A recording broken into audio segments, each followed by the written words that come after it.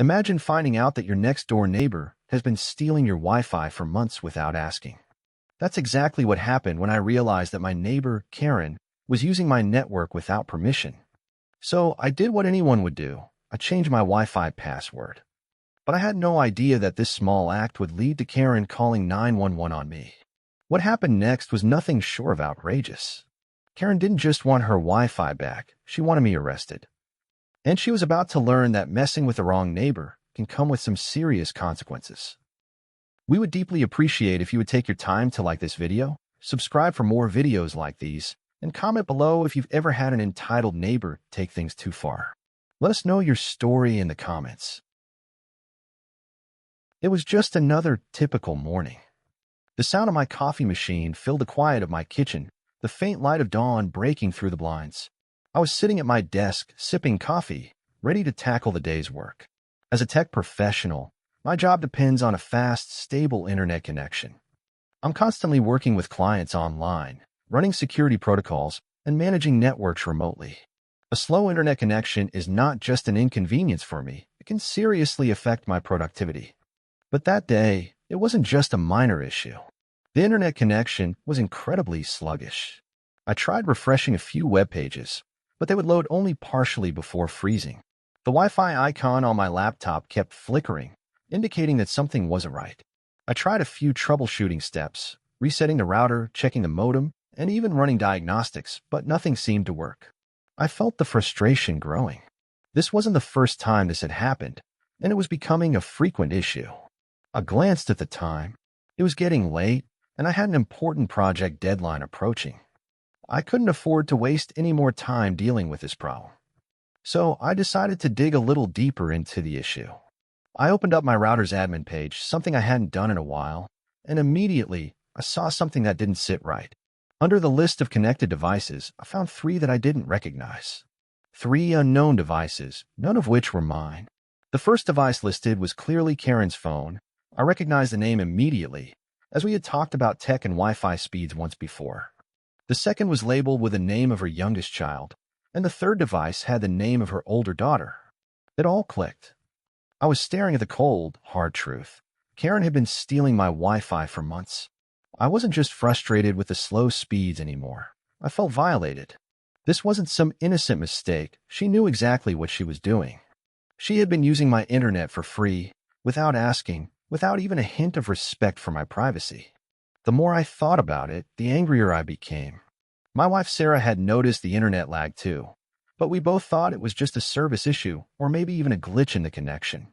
I had complained about it a few times, but I never imagined it was because of someone else tapping into my network.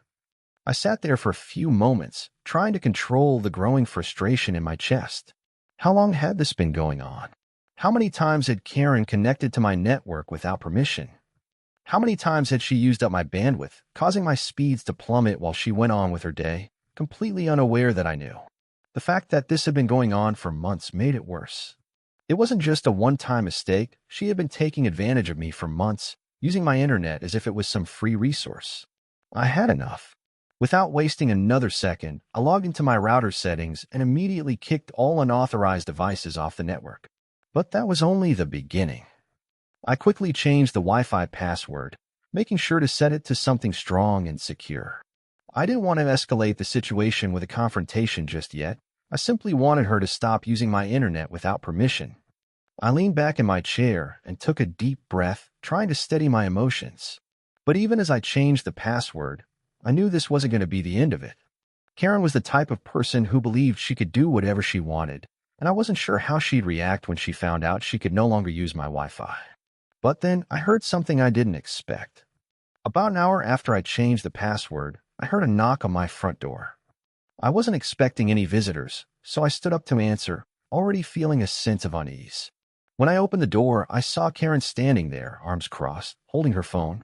"What did you do to my Wi-Fi?" she demanded, her voice sharp with irritation. "My kids can't get their homework done now." I was taken aback. "Excuse me?" I asked, genuinely surprised. I had no idea she would be so bold about it. I changed the Wi-Fi password because someone had been using my internet without my permission. "Your devices were connected to my network." She didn't take kindly to that. Don't lie to me, she snapped. You need to give me that password back right now. My kids need it for their schoolwork. At that moment, I realized just how entitled she was. She wasn't even embarrassed by what she had been doing. She wasn't apologizing for stealing my Wi-Fi. Instead, she was angry at me for stopping her. She was demanding that I give her back access to something that wasn't hers to begin with. Before I could respond, I heard her quickly tapping on her phone. She was calling 911. I stood there shocked as Karen's finger pressed the call button on her phone. You better give me that password back or I'm calling the cops, she shouted, the words coming out of her mouth like they were no big deal. I couldn't believe it. 911 for a Wi-Fi password. But before I could respond, I heard the familiar sound of the operator answering. 911, what's your emergency? Yes, I'm being harassed by my neighbor, Karen exclaimed. He changed my Wi-Fi password without permission, and now my kids can't finish their schoolwork. I stood there, absolutely dumbfounded. This was happening. She was actually calling 911 over a password. I didn't even know how to react. Ma'am, are you saying your neighbor changed your Wi-Fi password? The operator asked, clearly trying to understand if there was more to the situation. Yes, Karen said, her voice growing more frantic. I need it back. My kids can't do their homework. I want him arrested. I could hardly believe what I was hearing. I wasn't harassing her. I was simply securing my own network from someone who had been using it without my permission. But Karen wasn't backing down. She stood in front of my house, still on the phone with the operator, demanding that the police come to fix the situation. The more I thought about it, the more absurd it became. This wasn't a criminal matter. It was a case of her stealing from me, and now her sense of entitlement had escalated to calling the police over a Wi-Fi password change. The operator, to my relief, didn't seem to take her side. Ma'am, this doesn't seem like an emergency. I suggest you try to work this out with your neighbor directly. There's no legal reason for us to get involved in this. Karen wasn't having it. She kept demanding action, telling the operator that I was depriving her children of their education. But even she had to realize that there was nothing criminal here, just an out-of-control neighbor throwing a tantrum over a Wi-Fi password. After a tense few moments, the operator ended the call, but I could see Karen wasn't ready to give up. She was fuming, standing on my doorstep like she was entitled to something that wasn't hers. I just stood there, shaking my head in disbelief. A few minutes passed, but I had a feeling the situation wasn't over yet. As I stood in the doorway, Karen was still fuming, her face red with frustration. She was pacing back and forth, murmuring about how she was going to make me pay for what I had done. She was taking this far too seriously, and I could see that it was more about losing control than anything else. As I stood there, my phone buzzed. It was a text message from a friend of mine who worked in law enforcement. Hey, I heard someone's calling 911 about a Wi-Fi password issue. That's ridiculous. But heads up, I heard they're sending officers your way. I couldn't help but chuckle. The situation was getting crazier by the second. Karen had literally called the cops on me for changing the Wi-Fi password, and now the police were on their way. I tried to calm myself down, taking deep breaths. I had no idea what Karen had told the dispatcher, but I figured I should be ready for anything. Sure enough, within 10 minutes, I saw 2 squad cars pull up in front of my house. I stood there in disbelief, still trying to wrap my head around how absurd this all was. The officers stepped out of the car, looking slightly confused but also prepared for whatever they might be walking into. One officer, a tall man with a stern face, approached me first. Sir, we received a call about a Wi-Fi password dispute, he asked, trying to make sense of the situation. Can you explain what happened? I sighed, trying to hold my temper. Yes, officer, I changed my Wi-Fi password after discovering that my neighbor had been using my network without permission for months. I found several devices connected that weren't mine. I pointed to Karen, who was still standing on the sidewalk, glaring at me like I was the one in the wrong. She's the one who's been stealing my Wi-Fi. The officer nodded, taking in the information. Okay, I understand. But why did you change the password? He asked, not quite understanding why this was such a big deal. Because, I explained, it was my Wi-Fi. I had every right to secure it. I didn't think it would lead to a situation like this. But now she's calling 911, demanding I give her the password back. Karen immediately interrupted, her voice high-pitched and desperate. He's depriving my children of their education. They need that Wi-Fi to finish their homework. He's being selfish, she said, pointing at me. The officer didn't react to her outburst. Instead, he turned to me, raising an eyebrow. And you're telling me this is just about a Wi-Fi password?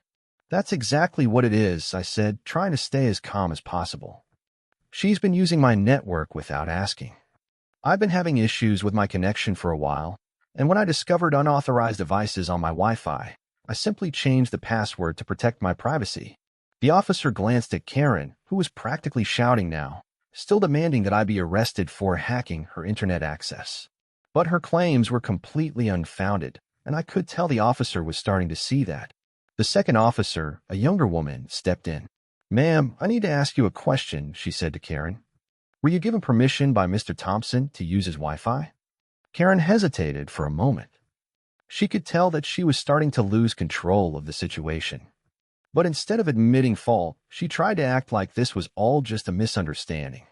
"I'm not the one who changed the password. I just need the Wi-Fi to work. My kids have homework," she said, practically pleading. The officer wasn't buying it. "So you've been using his Wi-Fi without asking," she pressed. Karen's face flushed, and she quickly turned away, clearly uncomfortable. "It's just the internet, okay? Why make such a big deal out of it?" she muttered. The officers exchanged looks, and I could tell they were starting to piece together what had happened. Finally, the first officer turned back to Karen. "Ma'am, you can't just use someone else's Wi-Fi without their consent. What you're doing is called theft.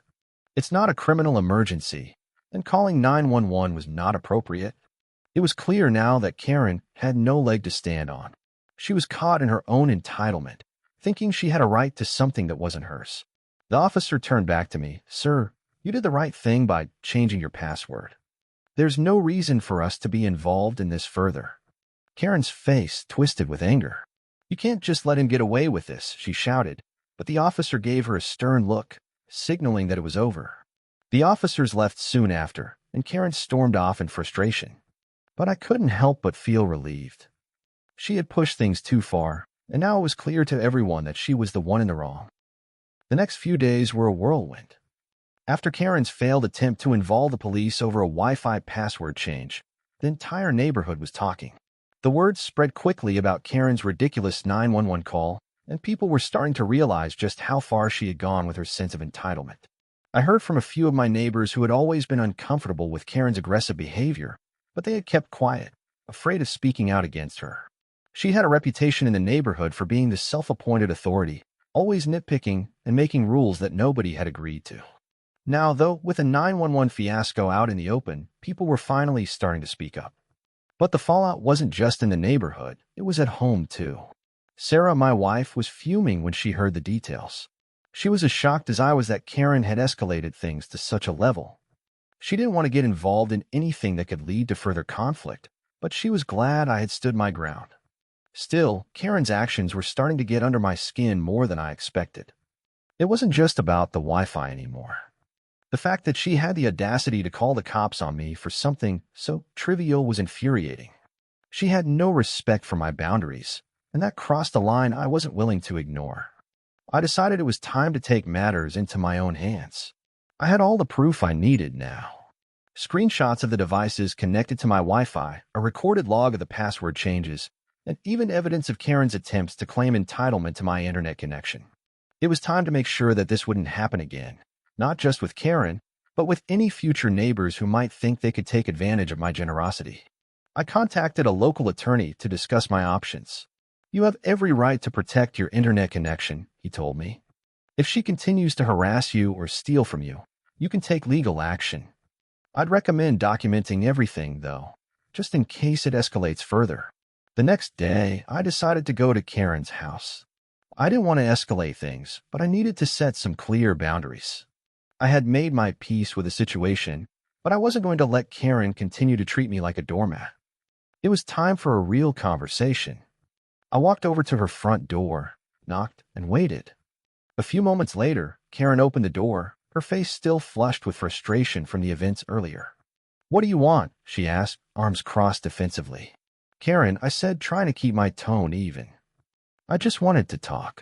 I don't want any more issues between us, but I also need you to understand that stealing someone's Wi-Fi is not okay. You can't just expect people to give you access to their private networks whenever you feel like it." She scoffed, clearly not taking me seriously. "You're still on about this? It's just the internet. Why are you making such a big deal out of it?" I stood firm, my patience wearing thin. "It's not about the internet, Karen. It's about respect and boundaries. I have every right to control my network, and I'm not going to let you take advantage of me again." I could see the shift in her attitude. She wasn't apologizing, but there was a sense of recognition in her eyes. She didn't say anything else, but she didn't argue either. I took a deep breath and decided it was best to leave it at that. The confrontation had gone as well as it could have, and I didn't need to drag it out any longer. As I walked away from her door, I realized that the conversation had made an impact. Karen might not have changed overnight, but I had set clear boundaries. I had asserted my rights, and that was enough for now. The situation was resolved, at least for the moment. A few days later, Karen came over to apologize, kind of. She said she didn't realize how seriously I took my Wi-Fi connection and promised that she would stop using it without permission. I accepted her apology, though I could tell there was still a little bit of resentment on her end. But I wasn't going to let that bother me. The important thing was that I had defended my rights and had made sure that my privacy was respected. As the days passed, the tension in the neighborhood slowly started to dissipate. Karen, for all her bluster and entitlement, had eventually backed down. She stopped trying to weasel her way into other people's lives with the same arrogance she'd shown me. Maybe she had realized that her days of control were over, or perhaps the 911 incident was the wake-up call she needed. Either way, I had done what I set out to do. I had taken control of my own space and set clear boundaries with someone who had overstepped. But more than that, I learned a valuable lesson in assertiveness and self-respect. It's easy to let people like Karen walk all over you, especially when they're constantly pushing their own agenda. You might be tempted to just ignore their antics and move on with your life. But when your privacy and boundaries are violated, you have every right to stand up for yourself. A week later, I had a conversation with Sarah about everything that had happened. She had been supportive through it all, but I could tell that even she had underestimated how far Karen would go. "It's crazy to think that it all started over a Wi-Fi password," Sarah said, shaking her head. I laughed. Yeah, who knew Wi-Fi could cause such chaos? But it wasn't just about that.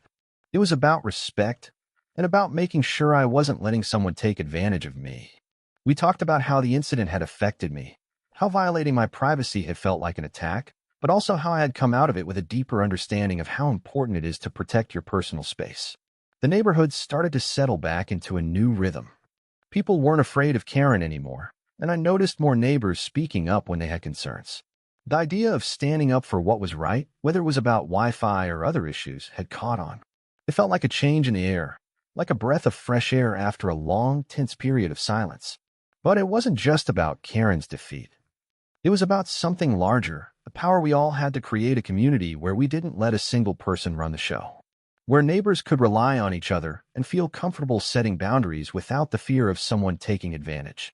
One evening, as I was working from home again, I noticed Karen walking past my house. She didn't stop, didn't glare, and didn't even make eye contact. I knew she was still there, but there was no more tension. The dynamic had shifted, and I had a feeling she now understood that her actions had consequences. As I watched her walk down the street, I realized that it was finally over. I had taken control, stood up for myself, and set an example of how to handle conflict with dignity and self-respect. It wasn't about being aggressive or angry. It was about standing firm when someone tries to walk all over you. In the end, Karen's antics had pushed me to draw a line in the sand, but it had also empowered me to never let anyone overstep again. It was a small victory, but it was one that would stick with me for the rest of my life. And most importantly, I learned that when you respect yourself and your boundaries, others will too. And that's how I stood up to Karen, set my boundaries, and took back control of my Wi-Fi and my neighborhood. Karen learned that you can't just take what doesn't belong to you, and the rest of us learned that our privacy and respect are worth fighting for. Like, subscribe, and comment below if you've ever had a Karen in your life or faced a similar situation where someone tried to take advantage of you. Share your story with us in the comments. Thanks for watching, and remember, don't let anyone push you around. Stand firm and protect your space.